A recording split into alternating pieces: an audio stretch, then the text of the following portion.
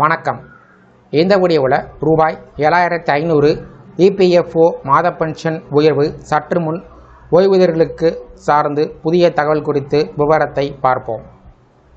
EPS 95 திட்டத்தின் கீழ் கிடைக்கும் குறைந்தபட்ச ஓய்வூதிய பணத்தை 1000 ரூபாயிலிருந்து 5000 ரூபாய் முதல் 7500 ரூபாய் வரை உயர்த்த வேண்டும் என்ற கோரிக்கை பல ஆண்டுகளாக ஓய்வூதியதாரரிடம் இருந்து வருகிறது. விலைவாசி உயர்வு காரணமாக தற்போதைய தொகை வாழ்வாதாரத்திற்கு போதவில்லை என்பது அவர்களின் முக்கிய வாதம். இந்த நிலையில் சமீபத்தில் நாடாளுமன்றத்தில் தொழிலாளர் நலத்துறை அமைச்சர் மன்சுக் மாண்டவியா இது குறித்து விளக்கமளித்தார். அவர் கூறியிருப்பதாவது: ஓய்வூதிய நிதியின் நீண்டகால நிலைத்தன்மை மிகவும் முக்கியம் என்றும், தற்போது ஓய்வூதியத்தை அதிகரித்தால் அது நிதியில் கூடுதல் சுமையினை ஏற்படுத்தி எதிர்காலத்தில் நிதி நெருக்கடி உருவாகக்கூடும் என்றும் தெரிவித்துள்ளார். மத்திய அரசு ஏற்கனவே குறைந்தபட்ச ஓய்வூதியம் 1000 ரூபாய் வழங்குவதற்கே பட்ஜெட்டிலிருந்து கூடுதல் நிதி வழங்கி வருவதாகவும், மேலும் ஊழியர்களின் அடிப்படை ஊதியத்தில் 1.16% தொகை அரசு தனது பங்களிப்பாக செலுத்தி வருகிறது.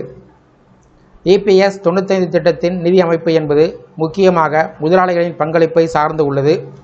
ஊழியர்களின் அடிப்படை ஊதியத்தில் 8.33% தொகையினை முதலாளிகள் செலுத்தி வருகிறார்கள். ஊழியர்கள் நேரடியாக பங்களிப்பு செய்யாததால் நிதியை கவனமாக நிர்வகிக்க வேண்டிய அவசியம் உள்ளது. இபிஎஸ் 95 திட்டத்தின் முக்கிய அம்சங்கள்: 58 வயதிற்கு பின்பு வாழ்நாள் முழுவதும் ஓய்வூதியம் வழங்கப்படும். குடும்ப ஓய்வூதியம் வழங்கும் பாதுகாப்பு கிடைக்கும். 50 வயதிற்கு பிறகு முன்கூட்டியே ஓய்வு பெறக்கூடிய வாய்ப்புகள் உண்டு.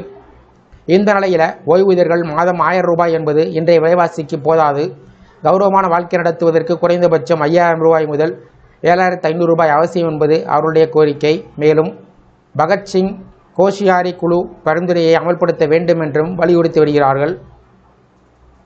மத்திய அரசுடைய விளக்கத்தின் அடிப்படையில் உடனடியாக ஓய்வூதிய உயர்வு எதுவும் இல்லை.